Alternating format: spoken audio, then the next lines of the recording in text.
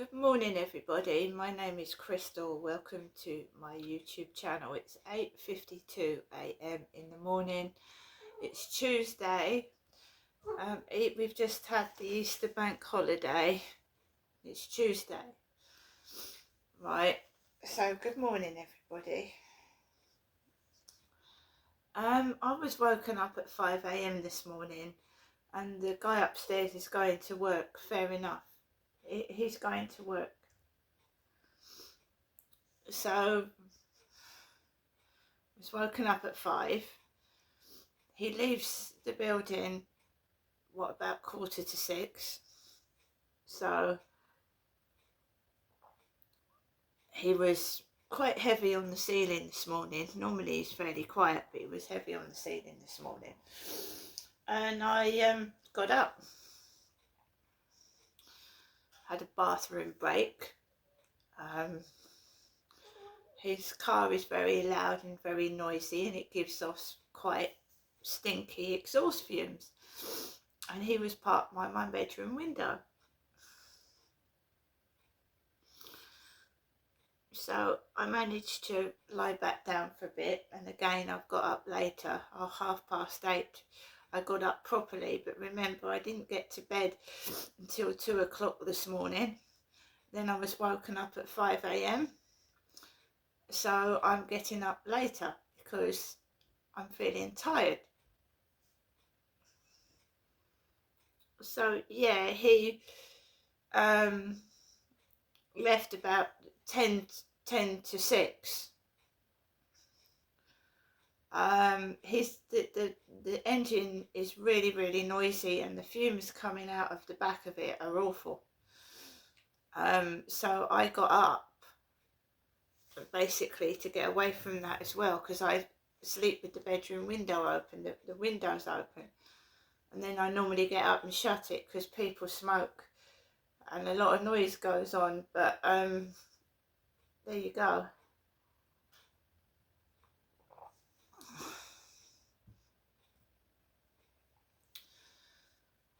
So Universal Credit is ringing me today, a lady called Susan.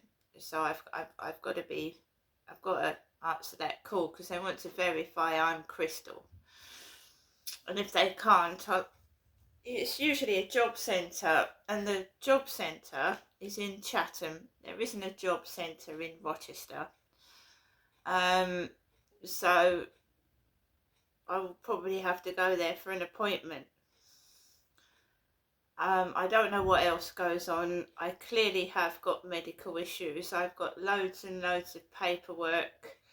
They're just being callous and cruel.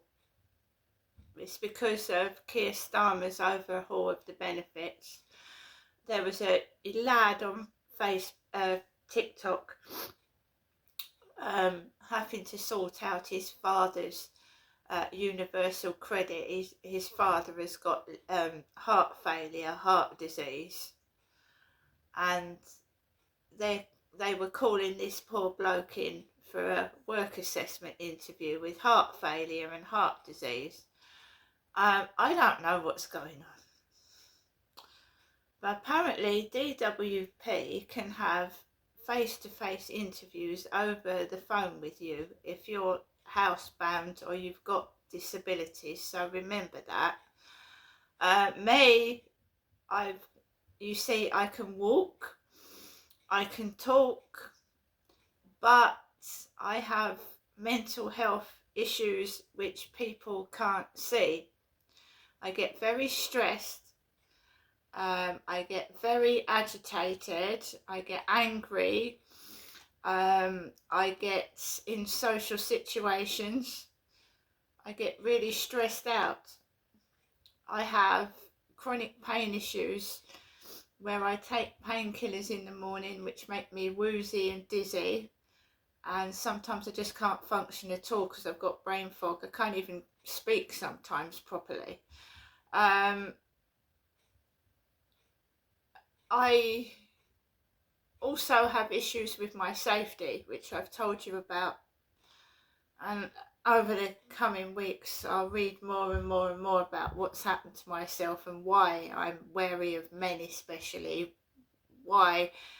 Because what's happened, etc., etc. If they can find me a job working from home, I'm quite willing to work from home. I really am. I mean, people work from home during COVID. Can they not find me a job where I can work in my home, maybe doing something where I feel safe? Yesterday I went out. The guy upstairs parked his car outside my flat. I went out in the evening and it wasn't too bad. It wasn't too bad, but there was a drunk man wandering about near the tents, the same size as the man upstairs. I don't drink because the guy on WhatsApp said that they smoked weed and they drank alcohol. So there was a bloke wandering around the field, the same height as the guy upstairs, wobbling near the tents, wobbling. Nobody was walking near him apart from one dog walker, a man. But there was another female in the field with two dogs and she didn't go anywhere near those guys with the tents.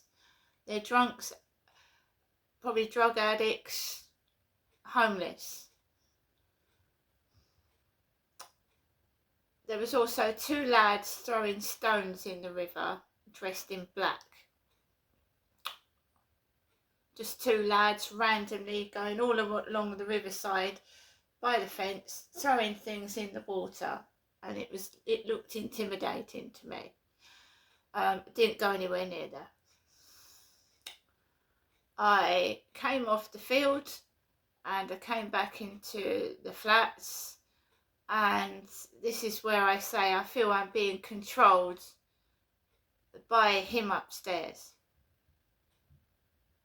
Being controlled, being intimidated, being scared, being like all these horrible smells, the cannabis, strong garlic, cooking, the aftershave covering up the cannabis. It makes me feel ill. I feel ill in these block of flats. I just do every single day. Someone's just slammed the door, which isn't too bad. It's not come off the hinges. I feel I'm being intimidated. And yesterday this guy said he was a 27 Tunisian man and he had a picture of my mother in a pair of jeans. Now this is me, Crystal, in a pair of jeans. My mother is 3 times the size of myself and she's a lot older. And she can't walk properly and she's got a hunchback. Right? And I am in my 50s. I'm an adult. I don't need my mummy. Go and see your mum. Say I did have a job, I wouldn't be able to anyway, would I? Go and see your mum.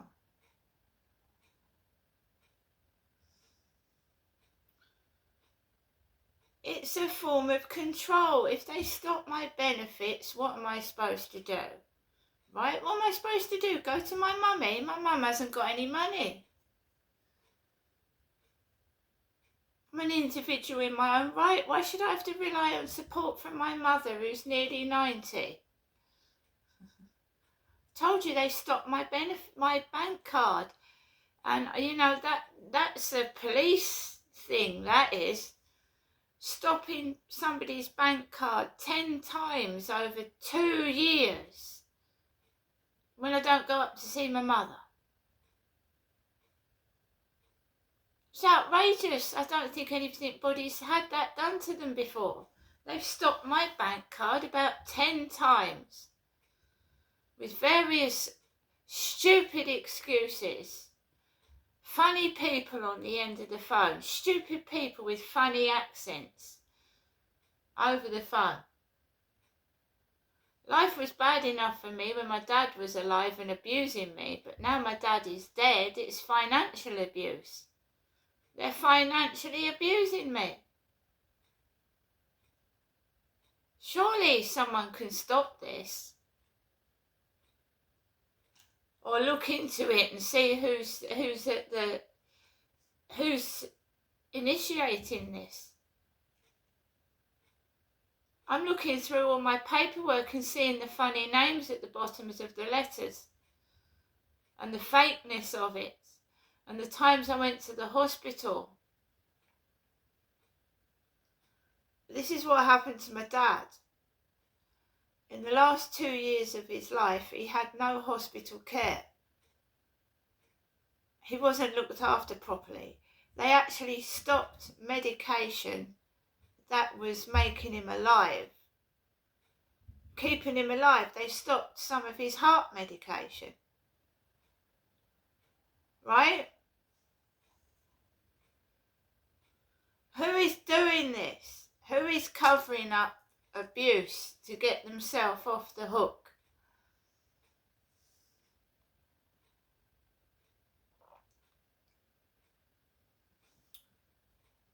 No, they can't stop somebody's money and leave them without money, but it's hassle. They make it, you have to go to the Citizens Advice Bureau, try and get an appointment to get and see them. You have to do all these things, go to the housing, explain that they fucked up your benefit, please don't put me on the street, all that kind of fucking thing, and a load of people give up. They give up, and they end up homeless outside in tents like those people on the field.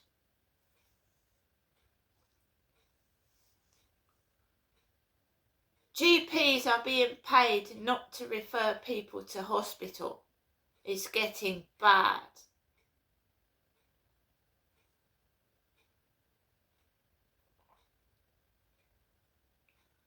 People don't know. I'm clever, I find out. People don't know. The government is trying to find ways to spend money that the previous government, it may be not this government that have caused all the financial deficits, but the government before that, putting everything into deficit, right? So they've got to find money. So instead of taxing the rich or even taking pay cuts themselves, they are taking money off the disabled and poor people. They're cutting benefits. People that rely on the NHS are not going to be referred to hospital if doctors get paid £20 not to refer them. Couldn't they give that £20 to poor people in hospices? There's worse going on behind the scenes that we'll never know about. All this stuff coming out about how funeral directors are disposing of bodies. The way they treated my father's body was disgusting.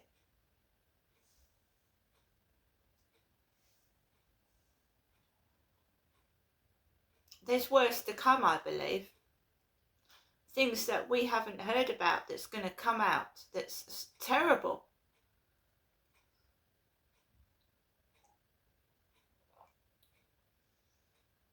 So yes, Keir Starmer is looking for money because he's taken over a government that is a mess, financial mess.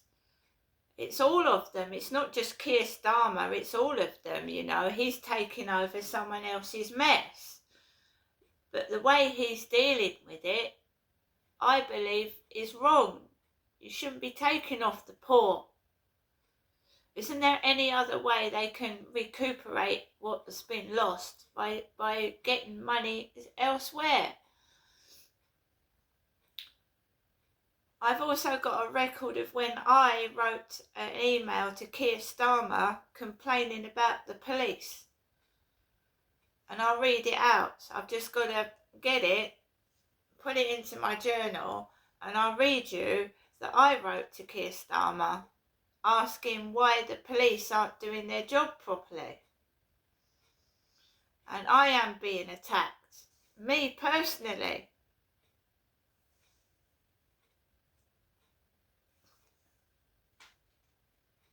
I had some stuck-up snobby woman tell me that I wasn't going to get out of my council flat unless I was terminally ill.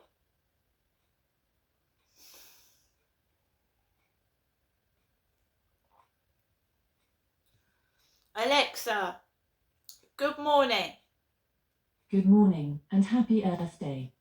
First marked in 1970, it's now celebrated in almost 200 countries around the world to show support for environmental protection initiatives. Why not ask me how you can reduce your carbon footprint? Alexa, how can you reduce your carbon footprint?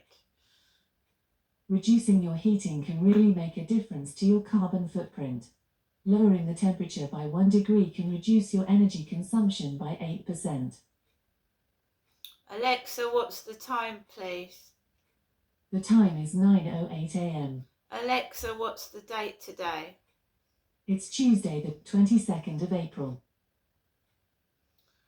Alexa, what's the weather outlook? Right now in Rochester, it's 9 degrees Celsius with clear skies and sun. Today's forecast has lots of clouds, with a high of 17 degrees and a low of 8 degrees. Alexa, can you tell me a joke? Do you want to hear a pizza joke? Never mind, it's pretty cheesy. Alexa, who was born on this day? Celebrities born on the 22nd of April include J. Robert Oppenheimer, Vladimir Lenin, Jack Nicholson, Amber Heard, and Immanuel Kant. Amber Heard was Johnny Depp's wife. Johnny Depp being a famous actor. Alexa, how old is Johnny Depp? Johnny Depp is 61 years old. Johnny Depp is 61.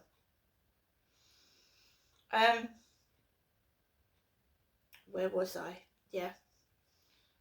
So I've got to stay positive, stay alert, and not let these wicked people push me away and throw me out into the street, basically, because I am telling the truth. There are several people laughing because Tommy Robinson's appeal has been rejected. On TikTok laughing, Tommy's locked up. Probably working for the government. This is a battle between good and evil. It's a battle between the devil and Jesus. And good overcomes evil all the time. You just have to bear with it and keep fighting. And a lot of people give up, and I don't blame them, but they're not going to make me give up. I've got support. I've got people that wouldn't see me on the street, and I have to not lose my temper and get cross and give them the ammunition to lock me up.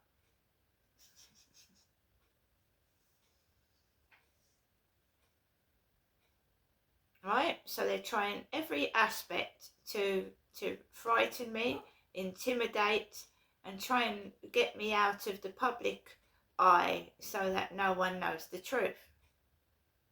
So I can't do my videos anymore, basically. But I shall keep plodding on, and I will film everything. I am entitled to have my work assessment interview taped, and I'm entitled to have a copy of it. When they wrongly arrested me in 2008, they took 3 cassette tapes of me protesting my innocence, and they wouldn't let me have one of them. One of them was for the police, one of them was for the court, and one was a spare copy. When I asked for a copy of my speech, not Jennifer's, on a cassette tape, they wouldn't give it to me. Yes, because in 2008, it was cassettes they recorded you on. So when I protested my innocence, and they took 3 tapes, they told me, in a fake interview, Oh, it was fake. It was a setup. They wouldn't give me a copy of the tape. They're a bunch of liars, and I'm going to expose them. Alexa, LBC Radio. LBC London from Global Player. Giving the body is cholesterol, so, you know. But that hen wouldn't live unless we were eating her eggs, would it? Well, hens, as they stand, are chimeras anyway. They were bred from the jungle fowl, which would be living if we left them alone. So we don't, just because it's a little bit akin to saying that a slave wouldn't exist if we stopped having slaves. So, you know. How much is your stance coloured by your previous job in an abattoir? Well, that informs it. I mean, I didn't go vegan because I worked in an abattoir, because my mind was so, at the time I was doing that job, I sort of channeled my thoughts to not think about that. I was trying to think of it. I was part of the problem, really, because I was thinking like most people think in the world. We've had it drilled out of us. We're born with an innate love of animals and the ability to see them as fellow beings. We have that drilled out of us by society that tells us that we need to consume them, which we don't. So when I was in the slaughterhouse, I wasn't seeing them like that, and I was trying to focus on the physical aspects of the job because I was a boxer and into my weights and stuff, so I was trying to channel my thoughts to that direction. All right. Well, grateful for your input, Doug Moore. Thank you. You're a nutritionist. You worked in an abattoir. You're a vegan advocate. Listening, Zoe Strimpel, who's columnist for the Sunday Telegraph, Jewish Chronicle and The Spectator. A protest taking place within a supermarket. Would you support that sort of advocacy? Good morning. Good morning. No, I wouldn't. Tell me why. I think it's incredibly obnoxious and intrusive, and I think that there are other ways of protesting that are respectful of those who aren't in the middle of your, impassioned protest and cause. And actually, we've completely lost sight of that sort of protest. And the environmental lobby, and obviously linked to the animal rights lobby or whatever, have become increasingly Strident? sort of careless about ordinary people, and so they just think nothing of making people's really getting up in the faces of people trying to do their thing. And yes, I know that that's sort of what protest is about, but actually it's not. I mean, when you think about the suffragists who actually got women the vote, not the suffragettes who are being lionized these days, who are arsonists, it took a lot of hard work. It took persuasion. Doug's idea of a vegan Easter icon was a good one, but it's also just other means that don't kind of just essentially do violence onto people carrying out their everyday things. And who knows, just, I find it completely unnecessary and obnoxious, and I don't think it's appropriate. How far can protests go, lastly? Because presumably it has to have some kind of inconvenience involved, does it not? I don't know. I don't like protest culture at all, frankly. So I'm not an authoritarian, but I think it just generally ends up being just nasty people screaming and trying, stopping you getting from where you need to get. How far can protests go? Well, I think what people should kind of rediscover is the art of persuasion, maybe other means of getting policymakers interested. I think in terms of the way your person on the street is understanding veganism, that ship is already sailing, and it's not doing it because of people obnoxiously yelling in your face and ruining your Easter shopping. It's happening because of health trends that are being espoused on Instagram by influencers. So vegan, plant-based this, plant-based that, hugely popular now. Veganism is doing incredibly well, and I don't think people need to be exposed to this. Grateful for your time. Thank you, Zoe Strimpel, your columnist for the Sunday Telegraph, Spectator and the Jewish Chronicle. Let's get some of your social media and your texts here. Steve says the protests work because we are talking about it. Jonathan says, I'm vegan. I've been for 7 years. I've had 3 ex-battery hens, which I saved from slaughter. They had the best life, full of love and care from me, and in return I did eat their eggs because I know they had truly happy lives, but I'd never buy eggs from the supermarket. All right, we'll come to more of your views on that.